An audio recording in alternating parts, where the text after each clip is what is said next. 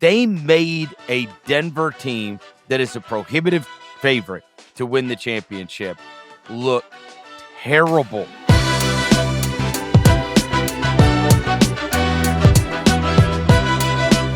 I can't believe what we just saw, Chris. I can't believe it.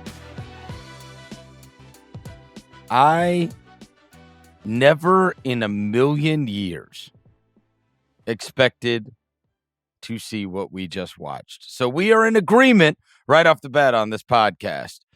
You know, what history has told us is that if a team loses a home game, especially if it's two good teams playing, team loses a home game, then you go back, especially if it was a close game, you make the proper adjustments, and usually that team responds with a win. In fact, they usually respond with a double-digit win.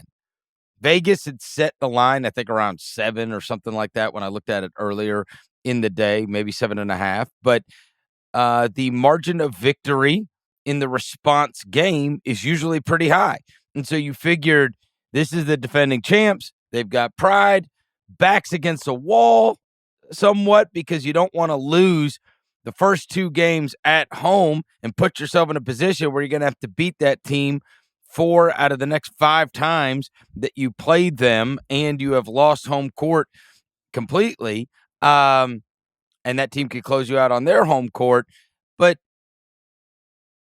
from the tip tonight, it felt like that was not the way this was going to go. There was a ferocity in which the T-Wolves came out. They forced Denver to look like an absolute mess. And we're going to have a dialogue about this because, you know, this is 2 games, and that was mega impressive. Just, you know, psychologically, you would think there's a letdown. There's so much of the press conference after game 2 where the team gets to come in there and say, look, we came here to get one. We got one, right? Like, that's the game 2 press conference. We've seen it 1,000 times. And now they're going to go to that press conference to talk about getting 2 and then going and have an opportunity to close it out on their home floor. Unbelievable. I can't believe, like, and just the whole setup for the day. Rudy Gobert is having his firstborn child. He's questionable for the game. Will he? Won't he play? Should he play? Then he's not playing after it seems like he might play. And you're like, oh God, they're going to be without potential 4 times defensive player of the year. And game 2, a chance to go up 2-0 on Denver. And then they come out and they're hovering around a 30-point lead for pretty much the entire game. Naz Reid is blocking Jokic twice on one play. You got Nickeil Alexander-Walker and Jaden McDaniels just harassing Denver on the perimeter on every single possession. Like it was just, I could not have seen it coming in this way. And I think with Denver, right out of the gates, it felt like a team that for the first time in their 2-year run here has had their backs against the wall and they just folded. It felt like a team that didn't deal well with this adversity at all. They're complaining to the officials. They're wanting calls. Like, there's the play where McDaniels and Alexander Walker were, you know, just completely draping Murray, and you could see in the replay clearly not fouling him. And he's complaining to the refs. There was a video posted on X that he threw the money sign at referees early in the second quarter, and he threw the heat pad on the floor. I wonder if a suspension could be coming for him, if not a massive fine. It just felt like Denver was completely taken out of what we've seen for them from 2 years now, with Minnesota's size and length individually and their just collective ability. Like, they have 5 guys with 1 brain on the court is what it feels like, the way they rotate on defense. And they have completely taken away that freelancing and that improvisation we so often see from Jokic and the Nuggets offense. I am just blown away. It is one of the best defensive performances I have ever seen in my entire life watching the NBA. Couple of things.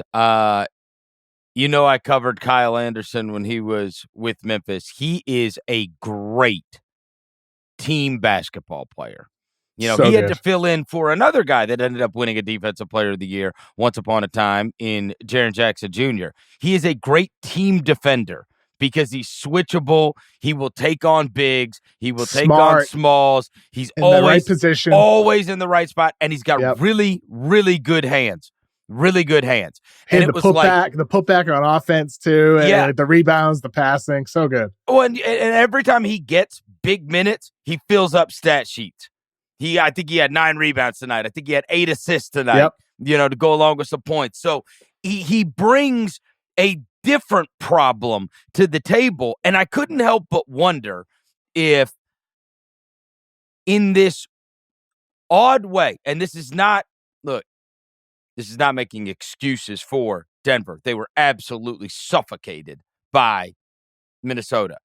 I do wonder if there was some level of blessing on the Minnesota side in that they were going to be very different in terms of the way if you're watching the film and you're saying, okay, here's what we got to do against Rudy. I mean, he is the hub of that defense. Well, what about when all that gets thrown in the trash?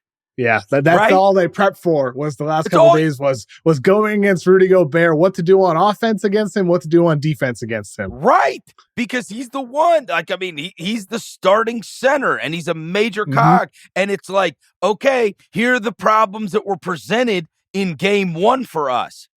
How do we alleviate said problems? And then you look up and you got a 6'8" guy. Absolutely, and it completely changes the way they play. Yes, totally changed. Suddenly you go from playing like with Rudy Gobert, rim running, screening, and rolling lob guy and interior force to, oh my God, they're 5 out the entire game. Right. With Reed, Anderson, and Towns as the front court instead. And then suddenly they're playing completely different on defense. It's like facing a completely different Minnesota team in game 2 when Anderson's playing double the minutes that he did in game 1 and has a massive role compared to game 1 as well. I think you are spot on with that maybe that was a curveball that the Nuggets were not at all ready for at one bit, and credit to the Wolves for being able to adjust on the fly, because that's what they've done all season long. Anytime a guy was in or out of the lineup, and we've talked about this with Minnesota, their ability with their bigs to just take on different shapes. That's what makes them so tough to defend. They're always big.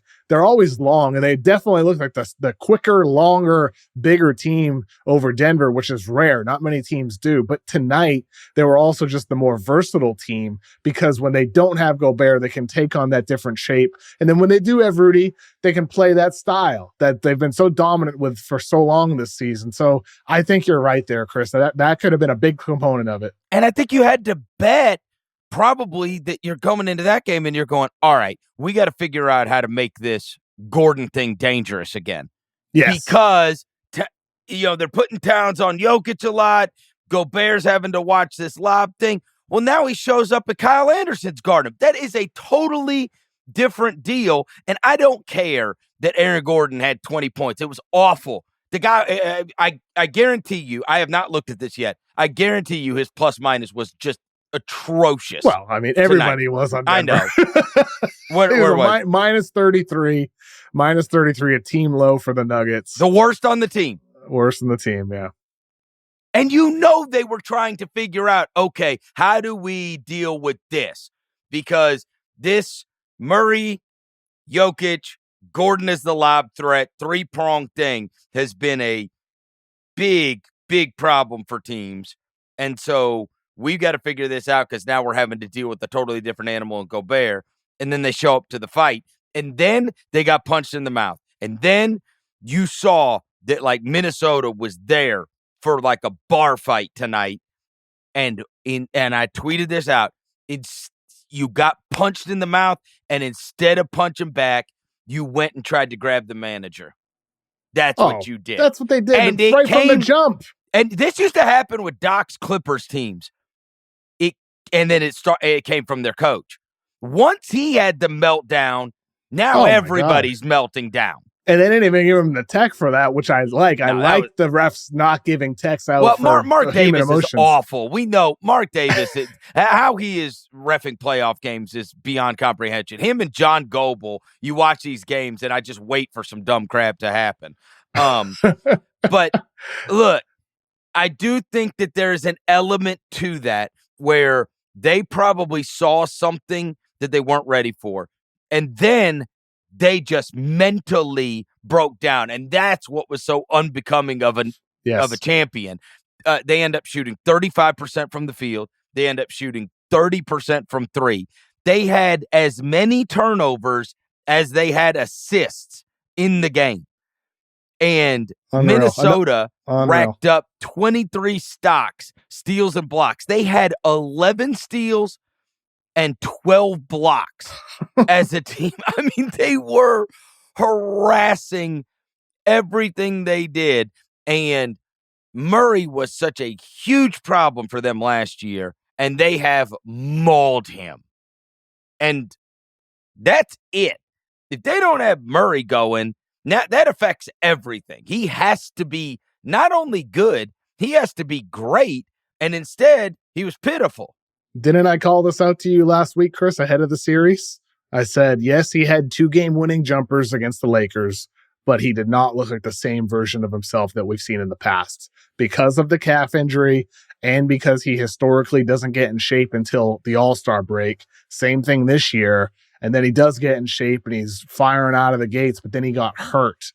So not only is he hurt with a calf injury, he's also still not in shape like he was in last year's playoff run. And now you're seeing the Timberwolves exploit him in ways that the Lakers, tried to do. It's not like Murray had an awesome series aside from the game winners against the Lakers, but the Wolves just have so much better personnel. They have McDaniels, who is a clear-cut all-defensive player, and then Alexander Walker, who belonged in the conversation, and I'm sure he'll get some votes. And Edwards, who's, defending at the highest level we've ever seen from him. He's very good when he's, playing the full regular season, but he's even locking in more now. So it doesn't matter who you're throwing on him. Even Mike Conley, for that matter, is playing great defense as a smaller guard. It's a communication thing, too. They are, you always want defense on Locked a string. In. And even if you do get past that line of defense, which is almost impenetrable. Like, seriously, they just move their feet and stay in front of guys. Even if you do, you look up and,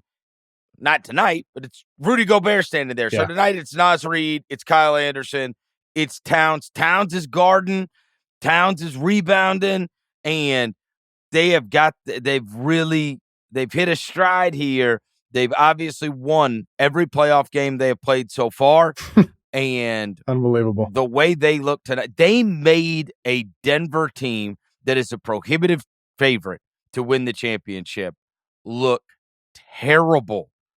They scored 80 friggin' points, Kev.